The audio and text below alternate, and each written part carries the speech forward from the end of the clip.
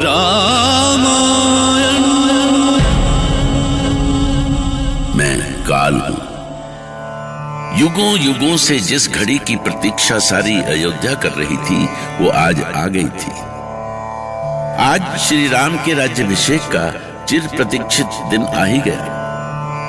देश विदेश से राजे महाराजे और ऋषि मुनि बुलाए गए। देवी देवताओं में राम के राज्याभिषेक को लेकर चर्चाएं होने लगी। अयोध्या कुमार भरत की प्रसन्नता का तो कहना ही क्या। वो तो आज सिंहासन के भार से मुक्त होने जा रहे थे। कैकेयी की भी वर्षों पुरानी शपथ पूरी हुई थी। राम राक्षसों का अंत करके आ गए थे। अब कैकेयी चाहती थी कि जल्दी से जल्दी राम का राज्याभिषेक हो। राज्याभिषेक के लिए कुलगुरु वशिष्ठ ने विशाल यज्ञ का आयोजन किया। उन्होंने दूर दूर से सैकड़ों आचार्य बुलाए।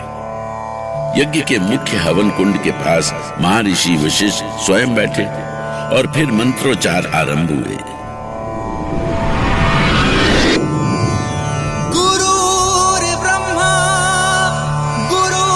विष्णु गुरुर्देवो महेश्वरा गुरुः साक्षात् परब्रह्म तस्मै श्री गुरुवे नमः।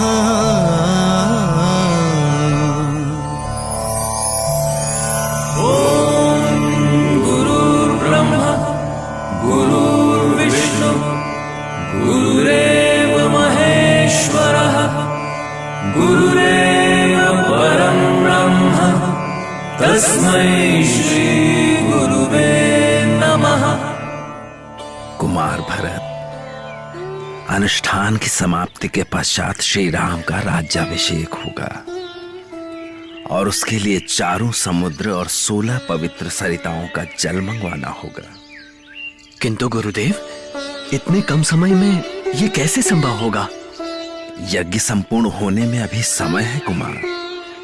तब तक आप इसकी व्यवस्था कर सकते हैं। ठीक है गुरुदेव, समुद्रों और सरिताओं के जल लाने मैं स्वयं जा रहा हूं। परंतु कुमार, आप ही चले जाएंगे तो यहाँ की व्यवस्था कौन देखेगा? ये कार्य तो पवन कुमार बड़ी आसानी से संपन्न कर सकते हैं। जय श्री राम। गुरुदेव, प्रस्थान भर करने की ही देर है। जल लेकर लौटने में तनिक भी देर नहीं होगी। अहो भाग्य पवन कुमार, अहो भाग्य, तुम अभी प्रस्थान करो। जय सी आज्ञा। जय श्री राम। ओम श्री गुरुवे नमः। आवाहयामि स्थापयामि ध्यायामि। नगर देवताभ्यो नमः। इष्ट देवताभ्यो नमः। स्थान देवताभ्यो नमः। जानकी, कहाँ हो जानकी? आई माँ। दासियां तुम्हारा श्रृंगार करने आई है जानकी। जाओ, कक्ष में जाओ।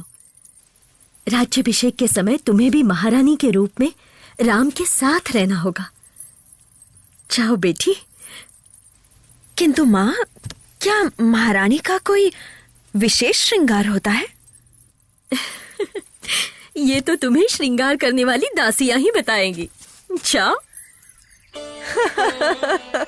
महारानी का श्रृंगार तो महारानी जैसा ही होगा। फिर आपको तो श्री राम के साथ बैठना है देवी। हाँ, ये गले का हार, बाजूबंद और मेखला सब आपके लिए ही मंगाए गए हैं देवी। देखिए, ये सारे आभूषण सुंदर है ना? सुंदर तो है, पर भला जानकी के रूप की बराबरी कैसे कर सकेंगे?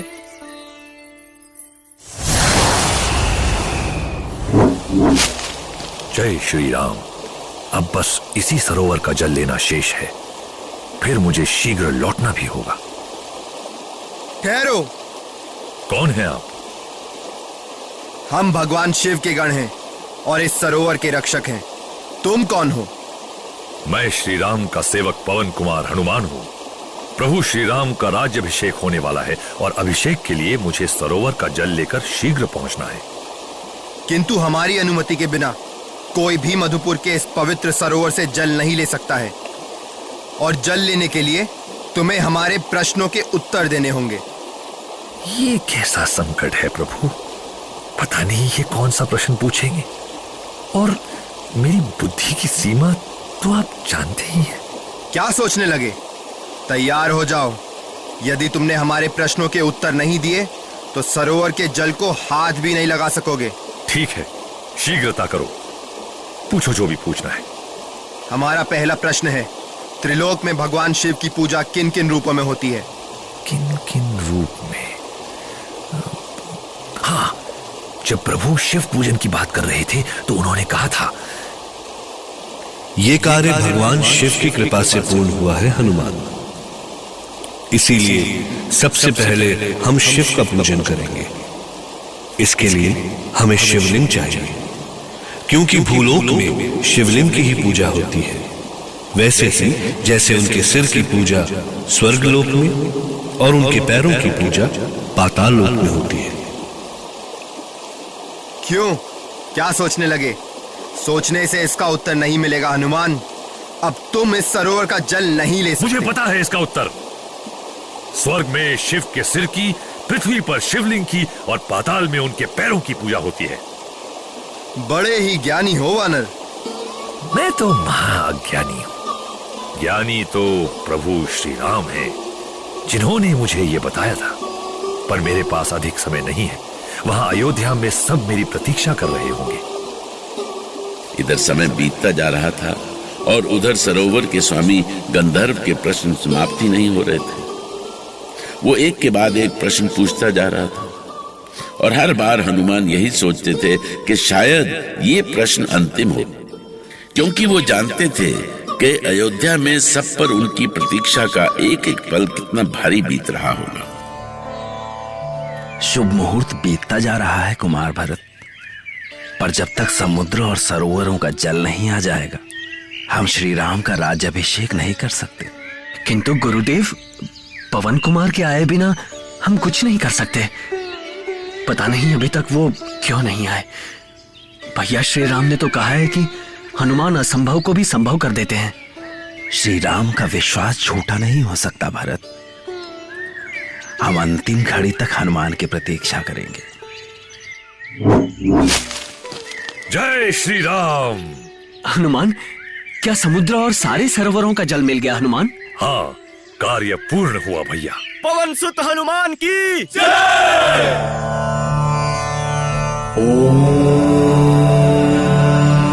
स्वास्ति नाह इंद्रो विद्रश्रवा, स्वास्ति नाह पूषा विश्ववेदाः, स्वास्ति नास्तक्ष्यो अरिष्टनेमि, स्वास्ति नाह बृहस्पति दधातु।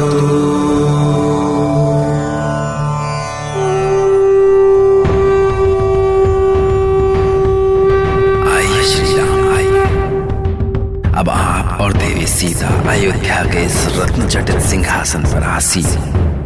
हम अयोध्या के कुलगुरु वशिष्ठ इस उत्सव में आए महर्षि वामदेव, जावाली, कश्यप और गौतम से निवेदन करते हैं कि वो श्री राम का राज्याभिषेक करें।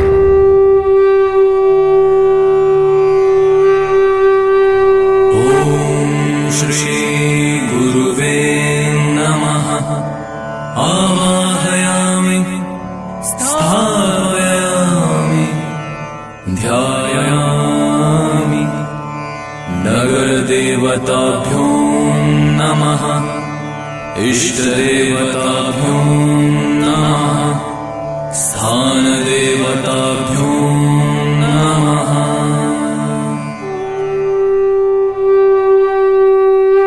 ये क्या श्री राम, मुझे किसी भयानक अनहोनी की आशंका हो रही है। मेरे होते हुए कोई अनहोनी नहीं हो सकती गुरुदेव। मैं जाकर देखता हूं, आप अभिषेक न रोकें।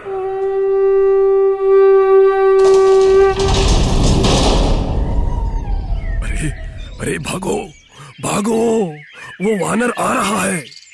नहीं, यहीं छिप जाओ, आज हम उसकी यहीं समाधि बनाएंगे। जय श्री राम।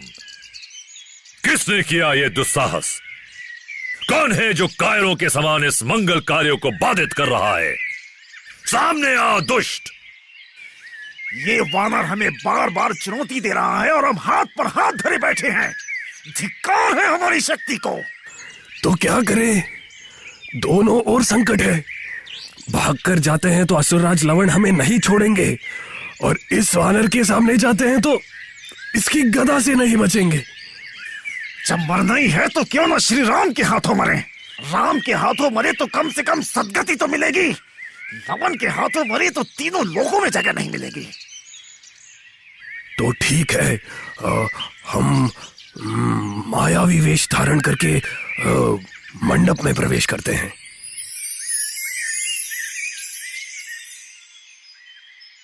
अरे ये कौन से ऋषि हैं जो चोरों के समान मंडप की ओर बढ़ते जा रहे हैं? कहीं इन्होंने तो मंगल कार्य में बाधा डालने का प्रयास नहीं किया? ठहरो महर्षियों, कहीं इसने मुझे पहचान तो नहीं लिया? अब भागते भी हैं तो पकड़े जाएंगे, आने दो उसे। कहां से आए हैं आप तीनों महर्षि? हम दंडक वन से आए हैं। दंडक वन के ऋषियों से तो मैं मिल चुका हूं। अवश्य ही ये मायावी है। अब इनका स्वागत तो करना ही पड़ेगा। जय श्री राम। मैं तुम तीनों को दंडक वन में ही फेंक देता हूं।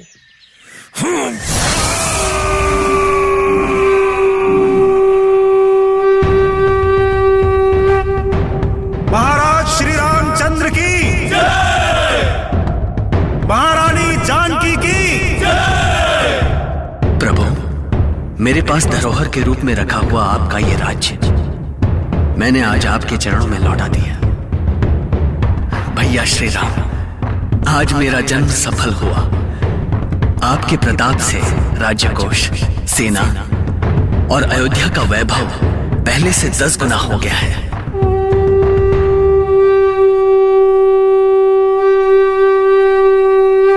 भ्राता भरत, समस्त अयोध्या वासियों और सभासदों, हम रघुकुल नंदन इक्ष्वाकु वंशज दशरथ पुत्र राम अयोध्या के सिंहासन का दायित्व ग्रहण करते हुए आप सभी को हृदय से धन्यवाद करते हैं। अयोध्या नरेश के रूप में हम वचन देते हैं कि हम प्राण देकर भी अपने दायित्वों की रक्षा करेंगे और अपने धर्म का पालन करते हुए प्रजा की सुख शांति के लिए अपना सर्वस्व अर्पित करेंगे।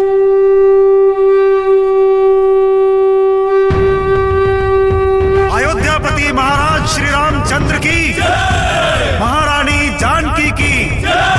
अयोध्यापति महाराज श्री रामचंद्र की जय। महारानी जानकी की जय। राजा श्री रामचंद्र की जय। राजा श्री रामचंद्र की जय। राजा श्री रामचंद्र की जय। राजा श्री रामचंद्र की जय। इस तरह अवधपुरी में श्री राम राजा हुए। श्री राम ने लंबे समय तक राज किया। सुख और शांति का ये एक अनोखा युग था। असुर राज लवण के अंत के लिए श्री राम ने शत्रुघ्न को मधुपुर भेजा और शत्रुघ्न लवण का अंत करने में सफल हुए। श्री राम ने उन्हें मधुपुर का राज्य दिया। अपने प्रिय भक्तों पर भी श्री राम ने अपनी कृपा दृष्टि सदा बनाए रखी। उन्होंने अपने परम भक्त हनुमान को अमृत का वरदान दिया, जिससे वो सदा सदा मानव मात्र का कल्याण करते रहे। इस प्रकार राम राज्य सहस्त्रों वर्ष तक धर्म और न्याय का राज्य बना रहा, जिसके एकमात्र आधार थे जन जन के दुख हरता, पाप और अधर्म का नाश करने वाले और जन जन के मन में रमण करने वाले प्रभु श्री राम।